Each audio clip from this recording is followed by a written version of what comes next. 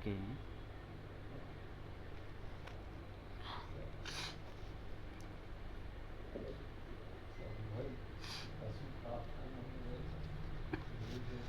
So I hope my screen is visual to all of you, right? Give me one quick confirmation. Is my screen is visual to all of you? Yes, sir. Screen is visible. Okay. Thanks for confirmation. So in the very last sessions we have continued. We have gone with that introduction part of this Java development, where we saw that about that programming language, as well as we have also seen that introduction part of that JDK. That one was very few introduction which we have covered so far, but while going on with time and with these sessions, you will get a lot inside that Java development, such that if somebody will ask you to write some brief introduction about Java JDK Java, then definitely you would be in a position to write at least 5 to 6 pages and all. So let us quickly recap once again on that Java introduction. So Java introduction, in which we have covered so far what is Java. So Java is a programming language, first thing. Second one is what Java is a high level language. Third is what Java is what object oriented, robust and secure programming language. Fourth thing is what Java is not pure object oriented or 100% object oriented programming language. First of all, in this on this topic, like on this statement, Java is not 100% object oriented. Let me have one discussions on this, what it means about that object oriented. Then only we can say that whether it is 100% or not, isn't it? If we don't know about that object oriented, and if somebody is asking or talking about it is not 100% or 50% or 80%, we can't recognize it is, isn't it? It means what? First we need to know about what is object oriented programming language. So object oriented programming language, if you have gone with that C++ programming languages, so during that period of time definitely you would have come across with that object oriented programming paradigm, isn't it? That object oriented programming paradigm basically deals with, it is what a basic structure, a, a theoretical structure, or it is a programming model on behalf of that and that we are developing. On behalf of that only we are developing any applications, isn't it? So what is then what is that object oriented programming paradigm? An object oriented programming paradigm basically discuss or tells about the programming structures in which basically we are dealing with object, classes, interfaces, and their related like object, classes, interfaces, and abstractions, encapsulations, inheritance. All these are the part of which one object oriented programming paradigm, isn't it? So a language is said to be object oriented programming language only if that language supports object oriented programming paradigm principles. Now question would be coming, then what are those principles such that a language, we can say that that language is object oriented or not? Object oriented programming paradigm principles are like five or more than five principles, among which first one is what? Class, then object, then interface, then abstractions, then inheritance, then polymorphism, encapsulation. All these are what? Object oriented programming paradigm principles. Since Java supports all these principles, that is the reason Java is called as what? Object oriented programming language. Getting my point? Java is called as object oriented programming language because Java supports object oriented programming paradigm principles. What are those principles? I have already talked right now, isn't it? Now next question is what? Okay, Java supports object oriented programming paradigm. That is the reason it is called as what? Object oriented programming. Java is called as what? Java is an object oriented programming language. This is also one definition, isn't it? Now question is coming, if Java is an object oriented programming language, then question is what? Whether it is 100% object oriented or not. Then answer is what? Java is not 100% object oriented, isn't it? Now again question is coming, then why Java is not 100% object oriented? Reason being, Java is not 100% object oriented programming paradigm because apart from that object oriented programming paradigm principles, it supports other programming approaches also. What are the other programming paradigm approaches apart from that object oriented? That is what? Primitive. It supports what? Apart from that object oriented programming paradigm, it supports primitive data types. Primitive data types means what? It is not following under object oriented programming paradigm. Then what is that? Primitive data types. Primitive data type is a type which we use in Java, which is neither object nor class, neither it is interface or inheritance, like that. Means object oriented programming paradigm, in that from that principles, this primitive data type is not following, but it is supported by which one? Java. So that is the reason we are telling it what Java is what? Not a pure object oriented programming paradigm. Getting my point? Now this statement is clear. Next, Java is what? Platform independent programming language. Yesterday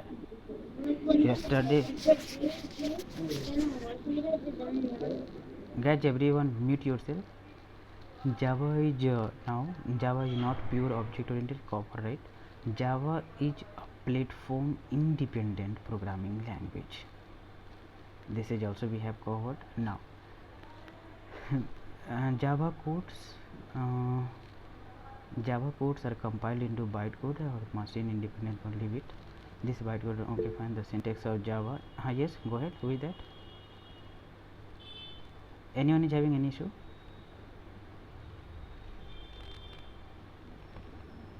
Guys, who raised your hand?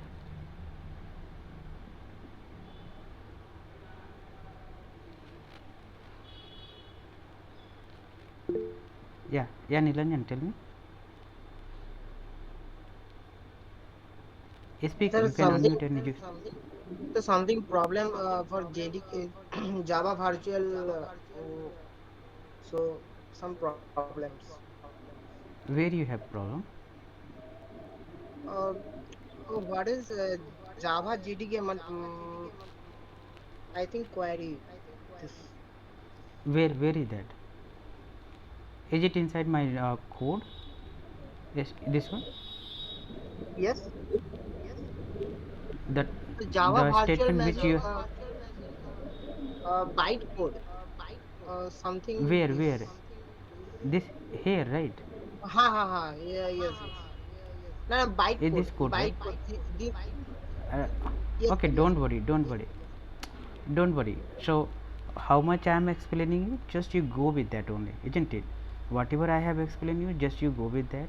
This bytecode I will explain you theory as well as practical. practical with proof I will explain you, don't worry. But as of now, just you remember bytecode. Suppose I have given you some statement. In that statement, to protect that statement, you make that statement in some different form. Suppose let me if you have watched any movies, when actress is coming into actor room, or when actor is coming into actress room, what is happening? If another people is coming during that period, what is going on? Actress is trying to hide actor, isn't it, in her room, isn't it, such that other person can't see that actor. Why? If other people can find or can catch him inside that actress room, what will happen? Some problem is going to be happen or not? Yes, some problem will get arise. So that hiding it means what? So over here, like bytecode, right? You wrote that code in Java, which is high level language. High level language is what? English like language. So English like language is readable by you, but this is unknown by which one? That your machine or laptop, isn't it? So that laptop can't read, that CPU can't read your English language and can't process. Why? Because at the very beginning I have spoken that machine knows only machine level language, and machine level language is what? Binary form language. That binary form language is what? 01100100, isn't it? It means what? We are writing in Java, we are writing the code in English like language. That language directly won't get processed by which one? That machine. But Okay, we sir. wrote the code, but remember, listen, but we wrote the code in English like language, and we wish that that machine must have to execute this one.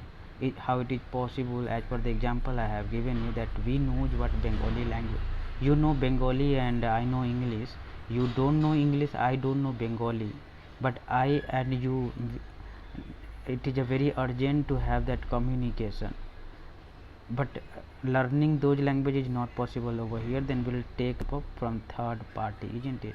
That third party would be responsible to make a translation between me and between the languages which I am speaking and the language which you are speaking, isn't it? So the way we use a compiler in like C language, is Yes. JDK used in the same way in Java? Yes. Eb- see, this is our second and very beginning, right? Don't worry, everything will get covered. So all those are about to come in pictorial and as well as in practical also. So if we'll speak on that, you can't get it, isn't it? So let me finish this one accordingly. How much I can cover right now, you will get it later on. You can ask me. Okay, sir. Okay. Thank you. Up to now, whatever I have explained, I hope you got it. It got clear to you, right? Then wait for the next moment. You will be getting all those. Now see, I hope it is clear, right? Platform independent, high level language, object oriented. Why not pure object oriented? Java is a programming language, isn't it? And bytecode is simply, you remember, in C language, after writing the code, first we are compiling that code or not? First we are compiling that code, then after we are executing that code. So that compilation process is what? English level language will get converted into some other form. That form is what? Converted form is what? Symbolic form. That form is called as what? Compiled data, which is not what? Either English language or not. That is not which one?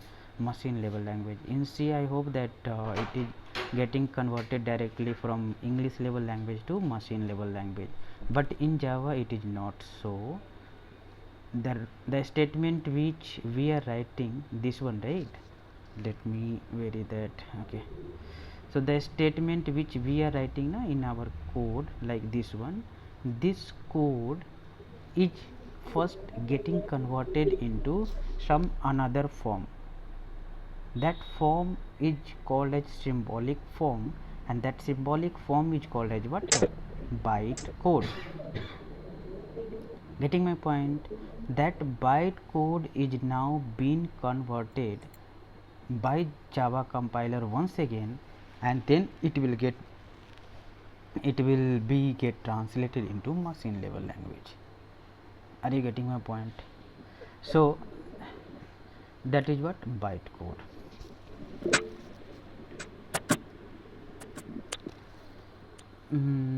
Wait, Here can class with the group.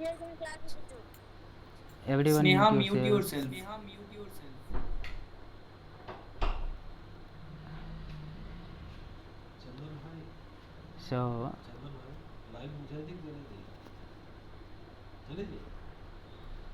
So here we can see, like let me have you this one.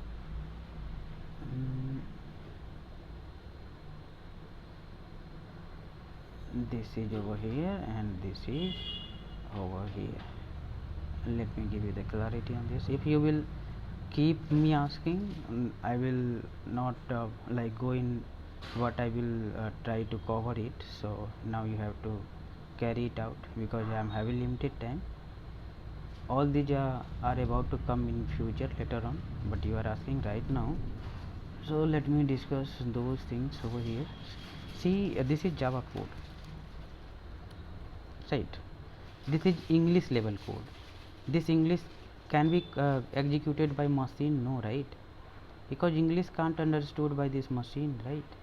So first this one will get converted into another form.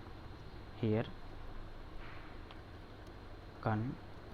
conversion, those conversion will get converted into which one? Into another form, symbolic form, which is called as byte code. Remember, this code is not machine code.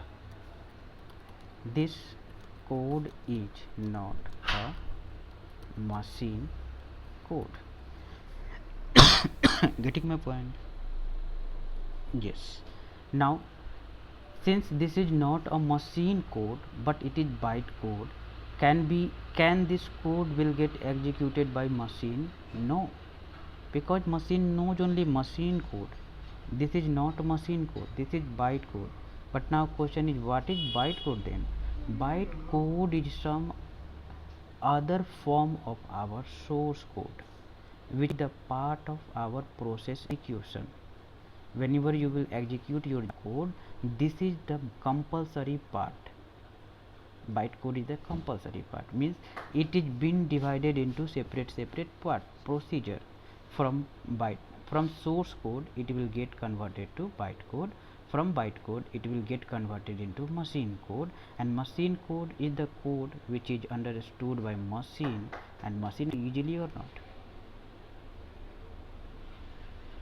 Suppose in your room, right, you are having 2 floor of room, you are at the ground floor, how you will reach to that second floor? Can you jump? No, right? Is there any magic that will take you up to that second floor? No, you don't have any elevator, nothing you have. What you will do, you will take a stair, right? You will take the help of a stair, you will write on that stair one by one, one by one, one by one. That is the process only, such that you can reach up to that second floor or not. Yes. So this is the part of our Java program execution. Are you getting my point? This is the part of our Java program execution. It means what? Compulsory part. From source code, byte code, from byte code, machine code to CPU. This is what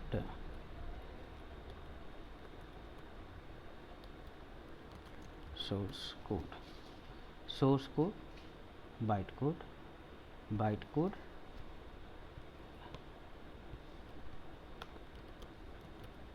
conversion, then machine code, and this machine code now will get executed by whom? By CPU.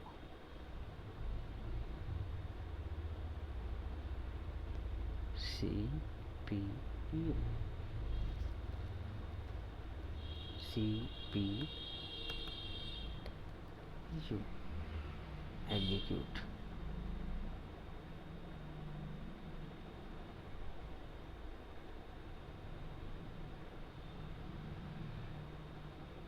Getting my point? Execute.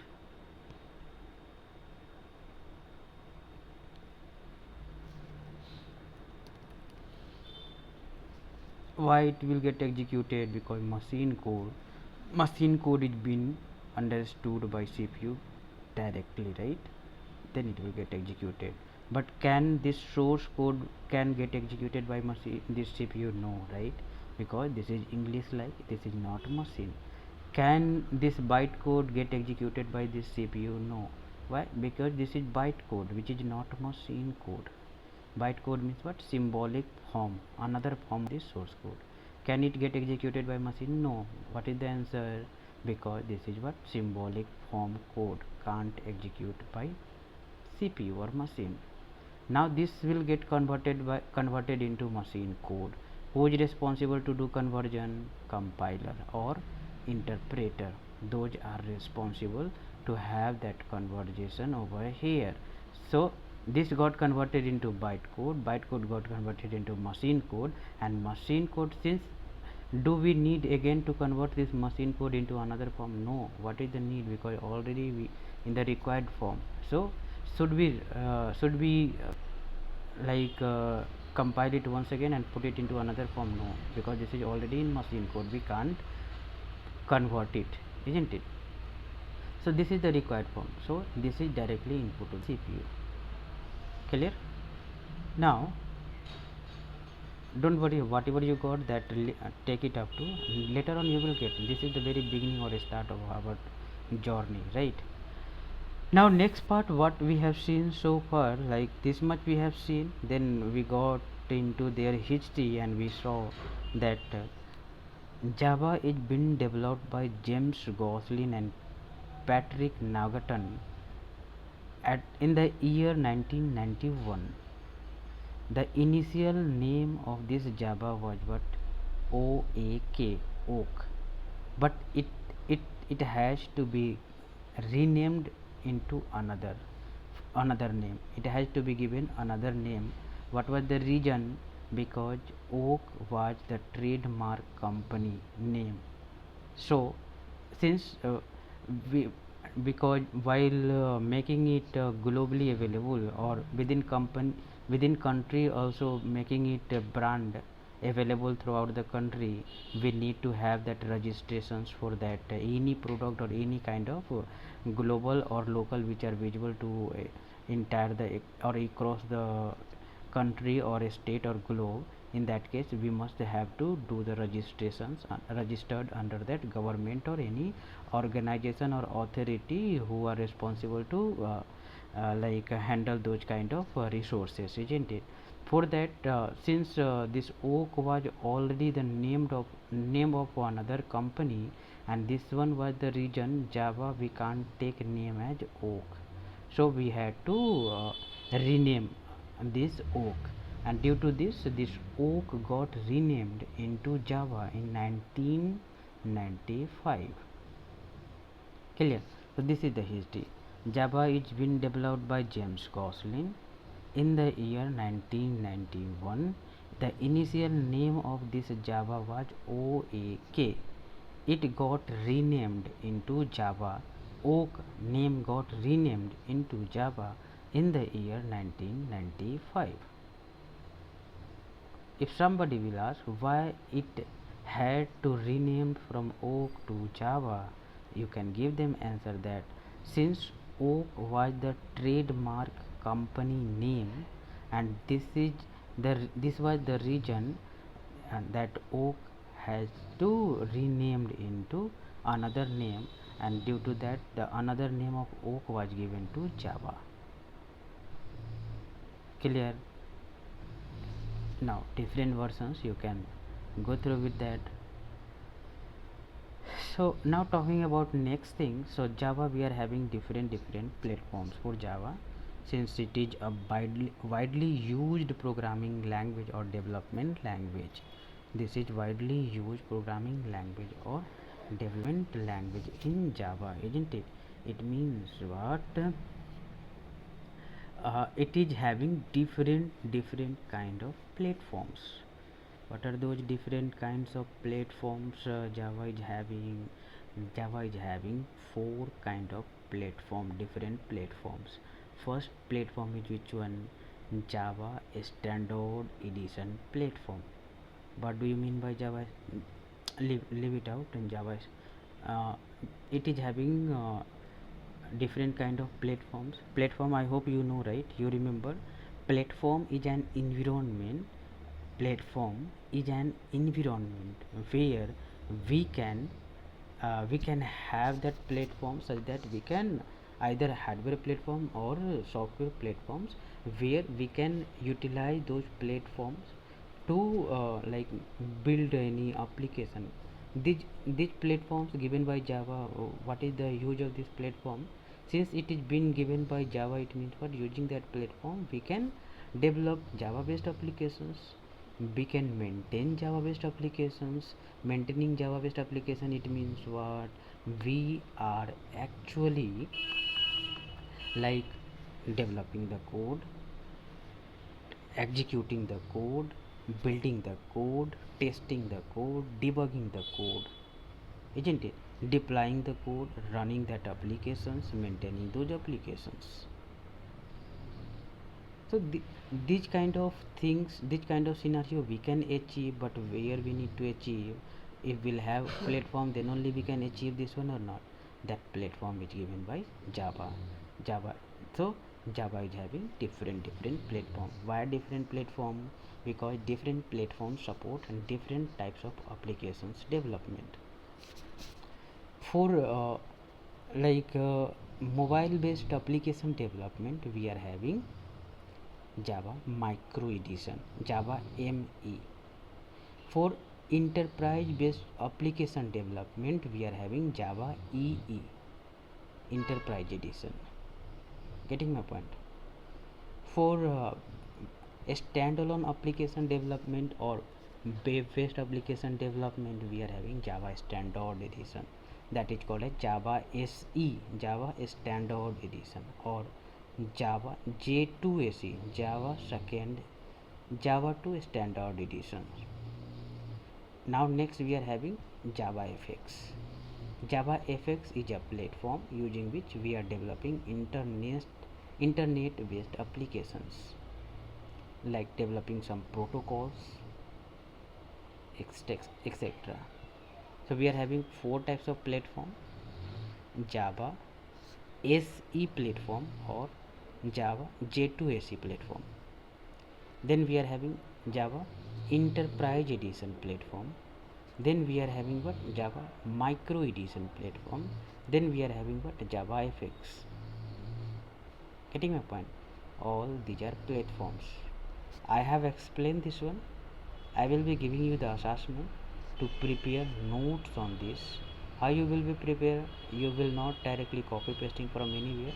First you will Google it, you will read it. After reading, you will be filtering the statement from that notes or any paragraph or any page or PDF, isn't it? From that you will be after reading, you will filter those and you will make a notes. After making notes, that will be your assessment. Then you will be sharing me back in that group. That's it. And this is the way. Definitely, if you will keep doing this, you will have a good habit on making notes. You will have a good habits of reading the statements or PDF. You will have a good understanding of that code while reading. You will have the good understanding to filter out that required statement, and definitely it will boost you to do R&D, research and development. And remember, development is the main part of, or development is the only work of R&D, research and development.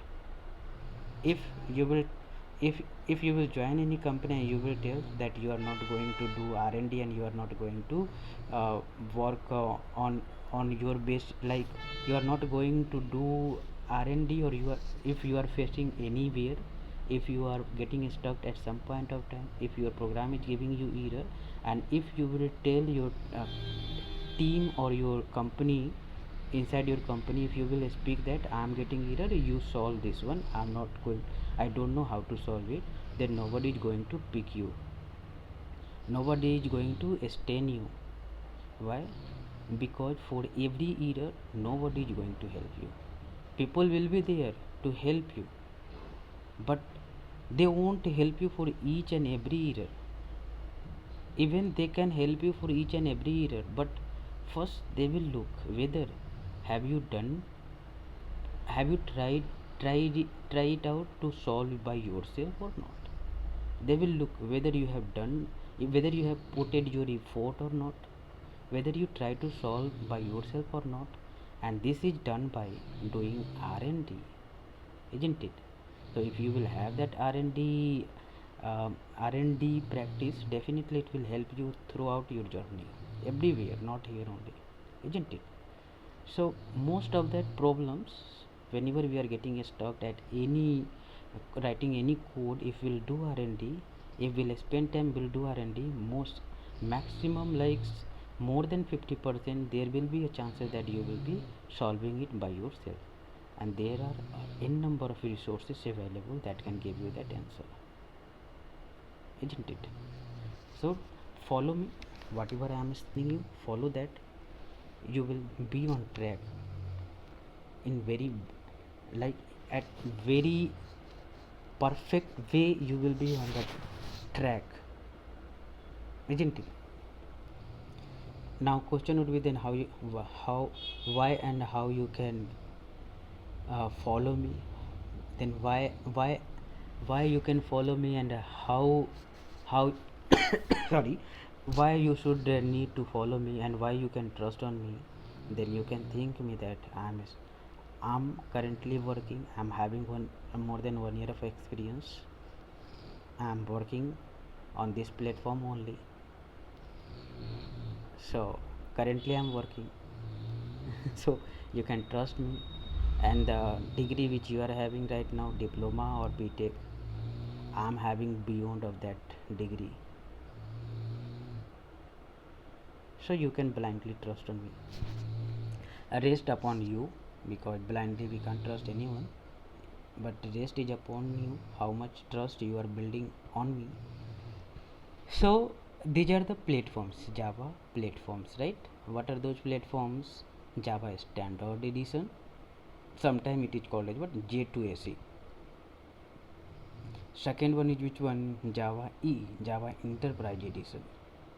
Then we are having which one? Java ME, Java Micro Edition. This micro edition is mainly used for mobile application development. Java EE is used for, Java EE stands for Enterprise Edition. It means for enterprise based we can develop application. Now question is, what is enterprise? Bank is an enterprise. Remember, bank is a good example of an enterprise. You can say that this one, Amazon website is there, from where we are purchasing products online, that is also you can say that enterprise edition. That is distributed application, but those application is what, enterprise based application. Now we are having a standard edition, using which we are able to develop web based application. Suppose your university or college website is a good example of web based application. We can develop a standalone based application. Calculator on your system which you have installed, that is a good example of a standalone application. Games which you are playing on your system is a good example of a standard edition, or a standard edition, Java standard edition application examples. Micro edition means what? Mobile based application. Inside your mobile you are having application, different kind of application. Play Store is there, Phone Pay is there, Google Pay is there, like in that on in that mobile you are having some game application, but those are on that mobile only, right? That is the reason that is what that those kind of application we can develop using this platform. Internet based application we can develop using this. What is internet based application? On that internet, suppose we are trying to trying to develop some application which will secure our server, which can secure our data which we are sending over the internet. Over the internet sending data, what it means? I am somewhere else and you are somewhere else. I am speaking from my room and you are listening at your room. But how? Since my data is what voice which I am speaking is reaching up to you, then only you are able to listen me, right? But how it is happening? Because this data is traveling through internet till you, and that is the reason you are able to listen. Suppose if you can switch off mobile data or internet from your side, can you listen me whatever I am speaking? No, you can't, because internet is not there. It means what? That data which you are receiving, what I am speaking and you are listening, how it is happening? Using that internet. So providing some kind of protection or some any other support to data which are transmitting over that internet, that those kind of application we can develop using that JavaFX. Are you getting my point? Or any other kind of applications which we can use over internet, that is been developed by JavaFX. Some other platform might be there, you can google it. If you will have that, you can mention it over here too, right? But these are 4 basic platforms given by Java. Question is coming then, from where you can get this Java different platforms? Whenever you will install your Java software on your system, during installation it will ask you different platforms, Java EE, Java ME, Java SE, and during that time it will be asking you. So you will have to choose accordingly. Only one software, whenever you will install, according to that it is having different platforms. It will ask you, it will give you the option, choose your platform. Whenever you will choose, accordingly that software will, while installing themselves on your system, it will make that kind of environment. Getting my point? So this is about Java platforms. So that is the abbreviation given over here on Java Standard Edition. About that Java Standard Edition, Java Enterprise Edition, Java Mobile or Micro Edition, or JavaFX, right? Now basic structure of our Java code, like that whatever the code will be writing, don't worry if you don't have any code, don't worry, just you listen. The code which you will be writing in Java using English like language, that is called as what? Source code. This code is been converted into intermediate form. Intermediate form is what? In between. Suppose you and me are inside one room. You and me is there, but you are little bit a distance, since due to that we can't share our products with each other, but that product is necessary to share. Then in between we will have some other person who are very much connected with us, so we'll give that product to that person will give to you. So that person which are staying in middle, that is what? Intermediate people. But intermediate people, the only use of that intermediate people is what? To pass that in product. In the similar way, bytecode is over here. That bytecode is what? Intermediate code. That's it. It is not going to be executed. This is some another form, right? So source code is the code which we are writing, like Java code which we are writing, that is called as source code. Like C file, whatever the code we are writing in the C, and we are saving that C file using that extension .c, isn't it? So that .c file is called as what? source file of C language. Here also the same. Source code means after writing the code, whenever you are saving that code is called as what? Source code. Your written code is called source code, but that code can't execute directly, but it is the part of execution. When we will try to execute, first it will get translated, but it won't directly get translated into machine code. First it will get translated into which code? Bytecode. Now this bytecode is intermediate. Why intermediate? Because from here also conversion is required. Now it will get converted into another form. That form is called as what? Machine code. Getting my point? So this is the over here, this bytecode now also required to get translated, so it will get translated using interpreter or JIT, just in time compiler. Remember, so just in time compiler, this just in time compiler, right? Now where JIT is available and who is responsible to convert source into byte, everything will explain you later on. Up to now, remember only these things. Source code will get converted into byte code. Byte code will get converted into machine code. That's it. Source code is the code which we are writing in Java. Our written code is source code. This code will get converted into some intermediate code. That intermediate code is called as a byte code.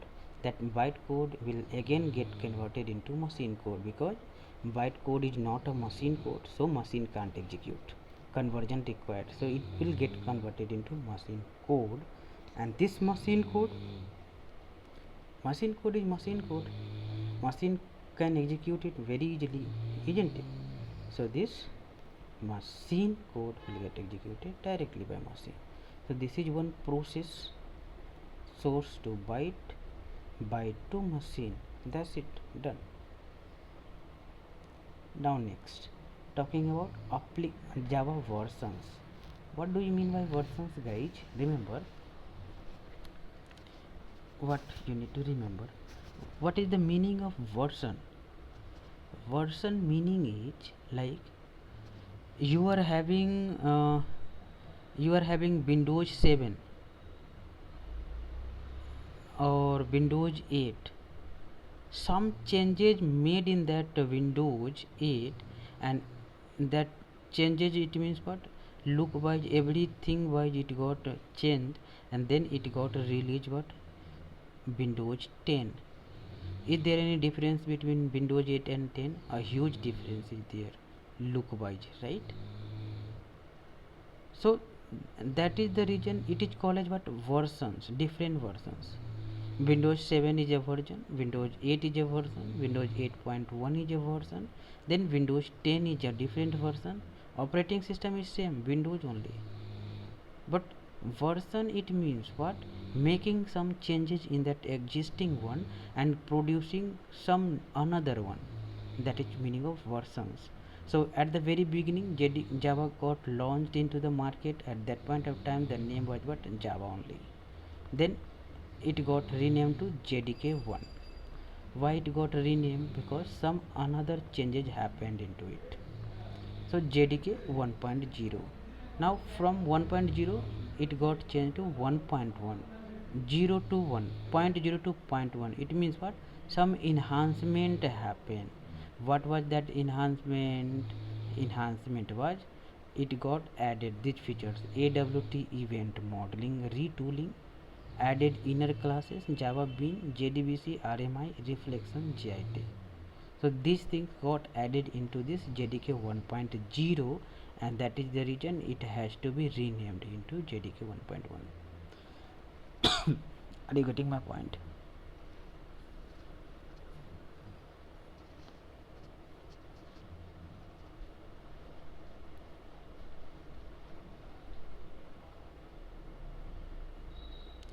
Now this is the meaning of versions, and according to time, new feature is getting added into this Java, and due to that it is this new another version is getting introduced, isn't it? So JDK 1.0, 1.1, 1.2, 1.3, 1.4, 1.5, 1.4, and J2SE 5.0, 7, then 8, 9, 10, 11, like that. Currently it is running 20, I think 24 or 25, JDK 25 is there, so I hope so. On my system it is having 20, JDK 23, isn't it? So these are different versions. So now and this much for the today, and you continue with this and prepare short notes. Remember, slowly we'll move, but we'll go in deep such that you will have good understanding on this concept, isn't it? So